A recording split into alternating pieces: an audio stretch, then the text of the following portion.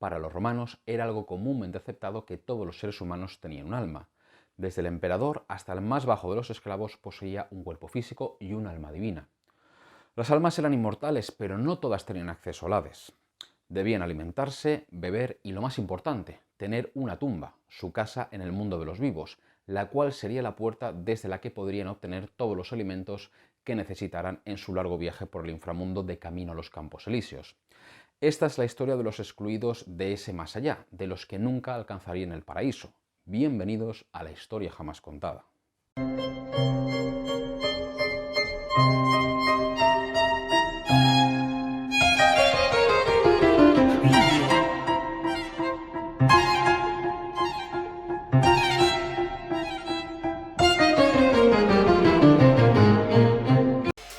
¿Te gusta la historia? ¿Te gustaría que te la contase en los lugares donde ésta tuvo lugar? Descubre mis visitas guiadas en tuviajeporlahistoria.com. Te dejo una descripción en la caja del vídeo. tuviajeporlahistoria.com. No te molesto más. Vamos con el vídeo. El rico se construye una casa, el sabio un mausoleo. Aquella es el habitáculo del cuerpo, pero esta es la auténtica morada. Allí nos quedamos poco tiempo, pero aquí es donde habitamos.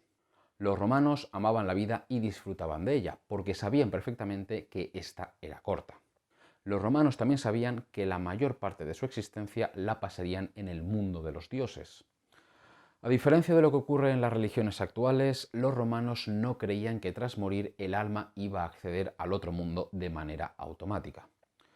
Para que el alma tuviera la oportunidad de descender al inframundo y comenzar su largo viaje hacia los Campos Elíseos, primero debería tener un hogar eterno, es decir, una tumba. En la mentalidad romana este punto estaba claro. Los muertos correctamente enterrados podrían acceder al inframundo, pero aquellos que no poseían un lugar de reposo eterno estaban condenados a vagar por el mundo de los vivos en forma de fantasmas, que perturbarían la vida de los que seguían aquí. Por esta razón existen normas estrictas acerca de los enterramientos en Roma. Todo cuerpo debía recibir sepultura, ya fuera amigo o enemigo. Tras una batalla, todos los cuerpos eran correctamente enterrados, bien directamente o bien después de su cremación en grandes piras. Si algún cuerpo llegaba a una playa debido a un naufragio, existía la obligación de enterrarlo correctamente. En ocasiones podría darse la circunstancia de que solo se conservaban partes de un cuerpo o que existían varias tumbas para una misma persona que contenían partes de su cuerpo. En este caso, se consideraba que aquel lugar donde se encontrasen las partes más importantes del cadáver sería la única tumba del difunto.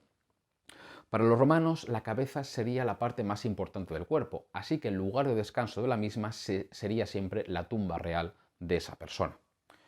Este lugar de enterramiento se convertiría, por tanto, en su casa para la eternidad. Es por esta razón en que en muchas ocasiones las tumbas y los mausoleos tienen representaciones domésticas. Allí también se entierran los objetos más queridos por los difuntos, ya que se creía que de esta manera les acompañarían en la otra vida. Al igual que de una casa familiar se tratase, las tumbas solían acoger varios cuerpos relacionados entre sí. De la misma manera que varias personas habían convivido en este mundo, lo harían así en el otro. En todas las ciudades romanas existían cementerios que se encontraban normalmente junto a los accesos de las ciudades, siempre fuera del recinto amurallado de las poblaciones. Aunque las tumbas siempre aparecen agrupadas, los romanos no tenían campos santos como tal. En la actualidad, nosotros creamos espacios sagrados donde se enterrarán a los muertos. Para los romanos, esta idea no existía. El lugar sagrado era el suelo donde existía una tumba. Si no había ningún enterramiento, ese suelo no era sagrado. La tumba, el lugar donde se depositaban los restos del muerto, se convierte, por tanto, en una puerta desde donde los vivos pueden contactar con los muertos. Junto a los monumentos funerarios se realizan ofrendas y ritos religiosos que ayudan al difunto en su tránsito por la otra vida. Y es aquí donde encontramos otra gran diferencia con la actualidad. Hoy en día lo importante, lo sagrado incluso, son los restos del difunto. Para los romanos no. Para ellos lo sagrado es el lugar donde reposan esos restos.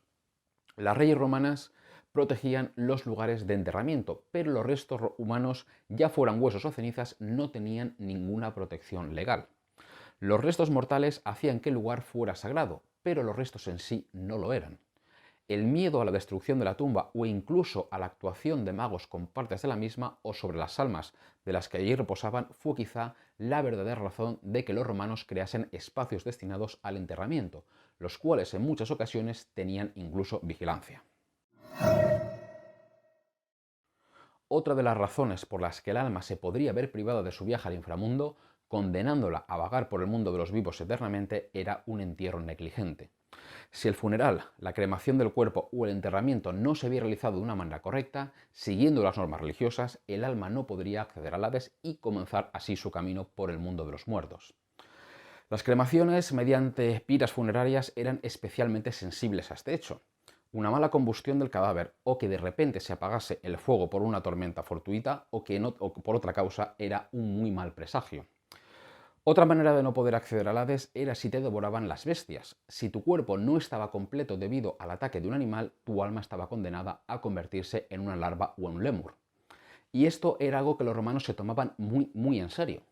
En el año 38 a.C. entró en el campamento del general Marco Antonio en Brindisi uno o varios lobos.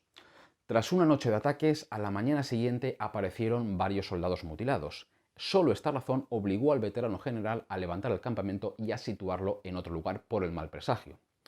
La muerte en el circo a manos de bestias salvajes tenía este fin. Este castigo no se aplicaba por un simple deseo morboso de los romanos de ver cómo a un reo se le descuartizaba, sino que tiene un significado religioso.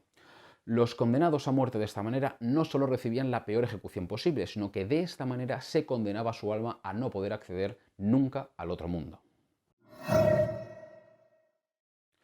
Como decía con antelación, para los romanos la tumba es el lugar más importante para los muertos, no los restos del difunto en sí. Por esta razón es muy común encontrar tumbas vacías, llamadas cenotafios. Estas tumbas, sin restos mortales, pueden tener dos finalidades. La primera es la de servir como simple monumento para recordar al difunto. En este caso, ese cenotafio no tiene la consideración de elemento sagrado. Se podría destruir, modificar o incluso vender de manera completamente legal. Pero existía un segundo tipo de cenotafio, los llamados de necesidad. Cuando una persona moría en un país lejano, cuando había un desaparecido y no se encontraba su cuerpo, o cuando un soldado moría en combate y no se había podido recuperar sus restos, existía la posibilidad de construir una tumba para que su alma reposase. En estos casos, los familiares trataban este monumento como una tumba de verdad.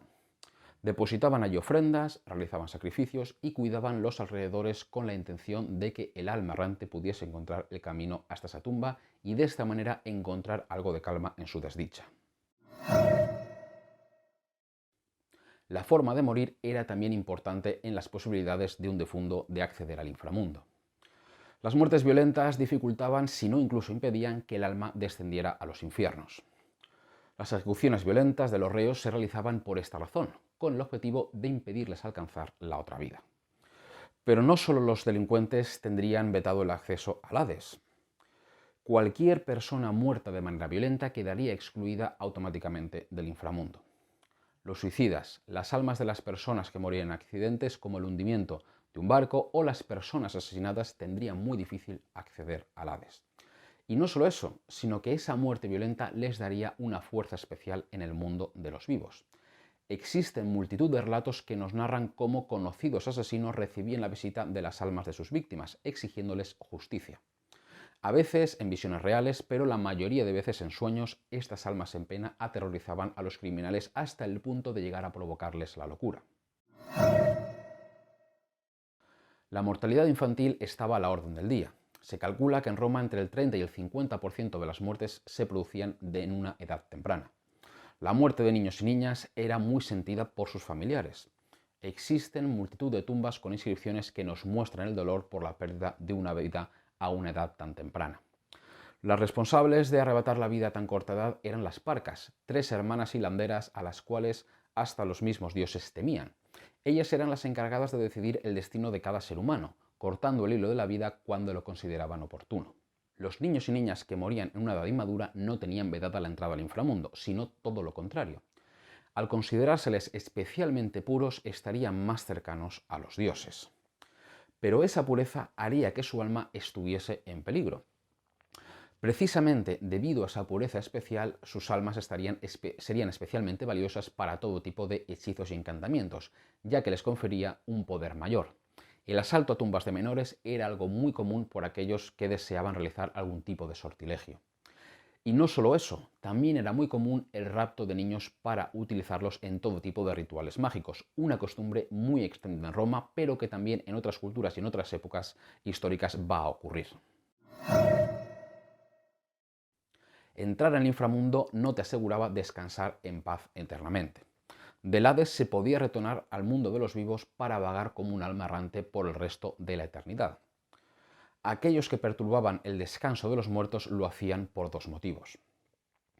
En ocasiones por venganza, como cuando por ejemplo Sila ordenó desenterrar las cenizas de Cayo Mario para arrojarlas a un río, mientras que en otras era por el simple deseo de obtener el poder mágico que éstas otorgaban, o incluso por simple negligencia, cuando los descendientes del difunto no realizaban los rituales de recuerdo del muerto de manera correcta ni a tiempo.